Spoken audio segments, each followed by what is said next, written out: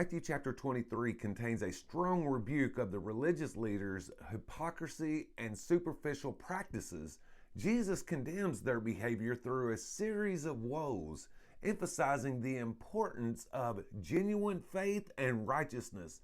The chapter concludes with Jesus' lament over Jerusalem, highlighting his sorrow for the city's rejection of God's messengers and his prophetic warning of its desolation.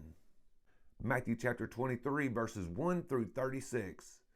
Jesus addresses the crowds and his disciples, warning them about the Pharisees and teachers of the law who do not practice what they preach.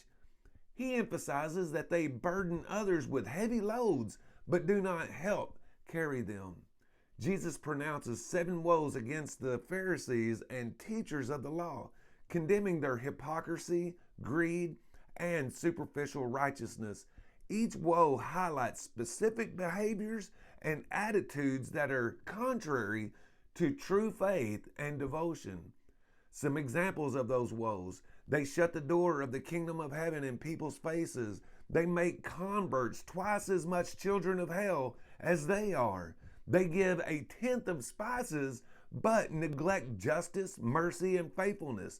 They clean the outside of the cup and dish, but are full of greed and self-indulgence inside. They are like whitewashed tombs, beautiful on the outside, but full of dead bones on the inside. Matthew chapter 23, verses 37 and 39. Jesus laments over Jerusalem, expressing his sorrow for the city's rejection of the prophets and his desire to gather its people as a hen gathers her chicks. Jesus predicts that the house of Jerusalem will be left desolate until they acknowledge him. Matthew chapter 24 contains Jesus' teachings about the end times, the signs of his return, and the importance of vigilance and preparedness. He describes the coming tribulations, the cosmic signs of his return, and the gathering of his elect. Through parables and warnings, Jesus emphasizes the need for his followers to remain faithful and ready for his return, as the exact time is unknown. How about you? Are you remaining vigilant and faithful? Matthew chapter 24, verses 1 through 14. Jesus tells his disciples that the temple in Jerusalem will be destroyed. He describes the signs that will precede the end times, including wars, famines, earthquakes, and persecution. He emphasizes the need for vigilance and faithfulness. Matthew chapter 24, verses 15 through 28. Jesus refers to the prophecy of Daniel and warns of a time of great tribulation, urging those in Judea to flee to the mountains. Jesus warns of false messiahs and prophets who will perform signs and wonders to deceive even the elect. Matthew chapter 24, verses 29 through 31. Jesus describes the cosmic disturbances that will accompany his return, such as the darkening of the sun and moon and the falling of the stars. He will send his angels to gather his elect from the four winds. Matthew chapter 24, verses 32 through 35. Jesus uses the fig tree as a metaphor to illustrate the signs of his coming, emphasizing that when these signs appear, his return is near. Matthew chapter 24, verses 36 through 51. Jesus states that no one knows the day or hour of his return, not even the angels in heaven, nor the Son, but only the Father. He emphasizes the need for constant vigilance and readiness, using the examples of Noah's time and a faithful servant. How about you? Are you remaining faithful and vigilant? Matthew chapter 25 contains parables and teachings about being prepared for Jesus' return, using the gifts and opportunities God has given us and showing compassion and kindness to others. Through the parable of the 10 virgins, the parable of the talents, and the account of the sheep and the goats, Jesus emphasizes the importance of vigilance, stewardship, and genuine care for those in need. Matthew chapter 25, verses 1 through 13. Jesus tells a parable about 10 virgins who take their lamps and go out to meet the bridegroom. 5 are wise and bring extra oil, while 5 are foolish and bring no extra oil. At midnight, the bridegroom arrives, and the wise virgins trim their lamps and go in with him to the banquet. The foolish virgins, who have no oil, are left out. Jesus emphasizes the importance of being prepared for his return. Matthew chapter 25, verses 14 through 30. Jesus tells a parable about a man who goes on a journey and entrusts his wealth to his servants. To one, he gives 5 talents, to another, 2, and to another, 1, each according to their ability. The servants with 5 and 2 talents invest them and double their money. The servant with 1 talent hides it in the ground. When the master returns, he praises the 2 who invested their talents and gives them greater responsibilities. The servant who hid his talent is rebuked and thrown out into the darkness. Jesus highlights the importance of using the gifts and opportunities God has given us. Matthew chapter 25, verses 31 through 46. Jesus describes the final judgment, where the Son of Man separates people like a shepherd separates sheep from goats. The sheep, representing the righteous, are placed on his right and inherit the kingdom prepared for them. They are commended for their acts of kindness and compassion, such as feeding the hungry and visiting the sick. The goats, representing the unrighteous, are placed on his left and are sent away into eternal punishment. They are condemned for their lack of compassion and failure to care for those in need.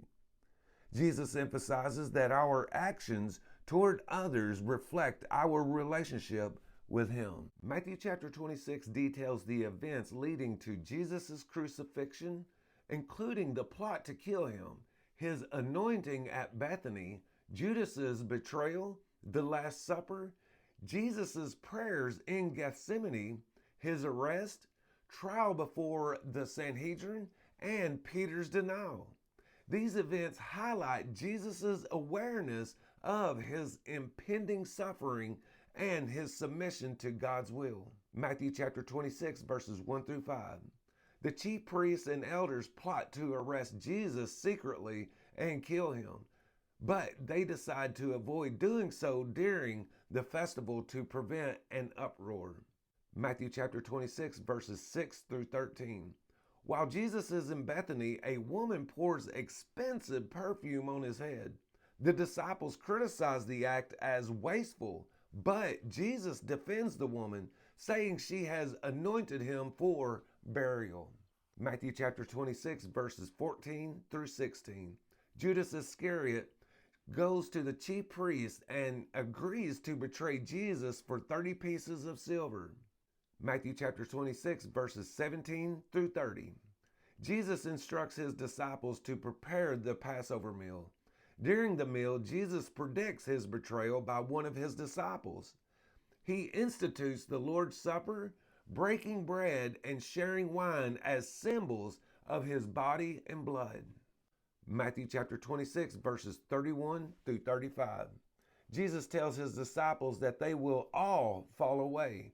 Peter insists he will never disown Jesus, but Jesus predicts Peter will deny him 3 times before the rooster crows.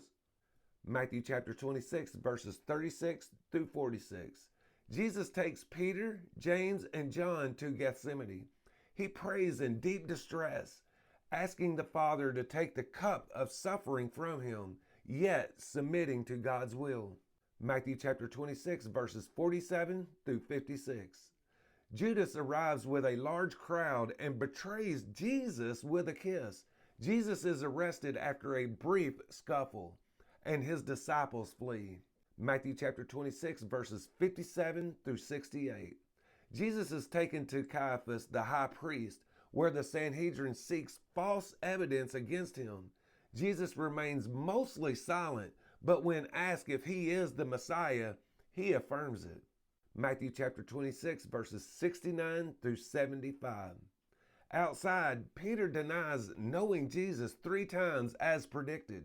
When the rooster crows, Peter remembers Jesus' words and weeps bitterly. Matthew chapter 27 is a profound chapter that captures the suffering, death, and burial of Jesus, highlighting his sacrificial love and fulfilling Old Testament prophecies.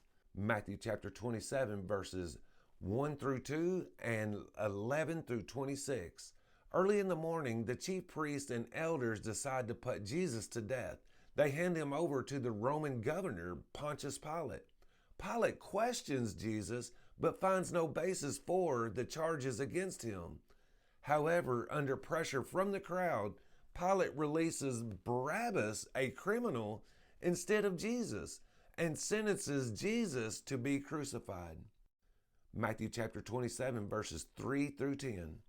Judas Iscariot, filled with remorse for betraying Jesus, returns the 30 pieces of silver to the chief priests and elders. Unable to undo his actions, he throws the money into the temple and hangs himself.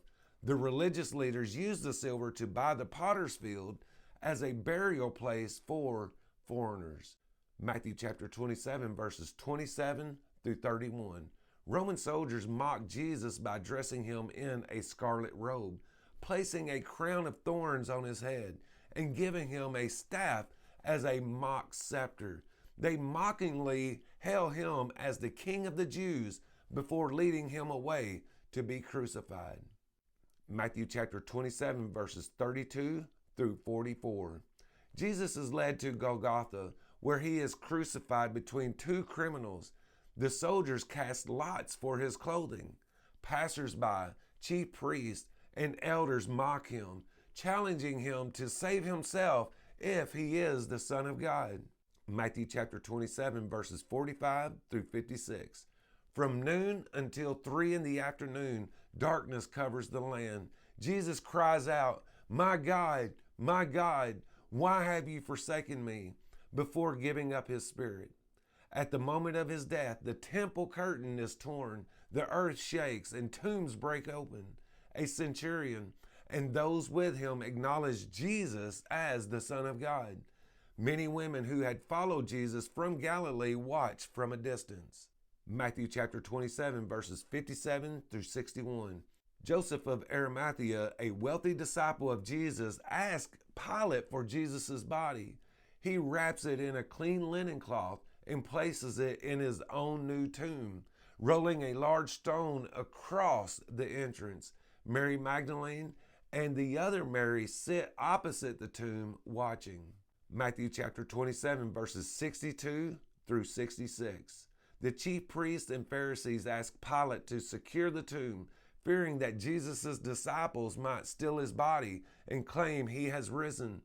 Pilate orders the tomb to be sealed and guarded. Thank you for listening. Consider liking and following. I upload a chapter summary of the New Testament each weekday.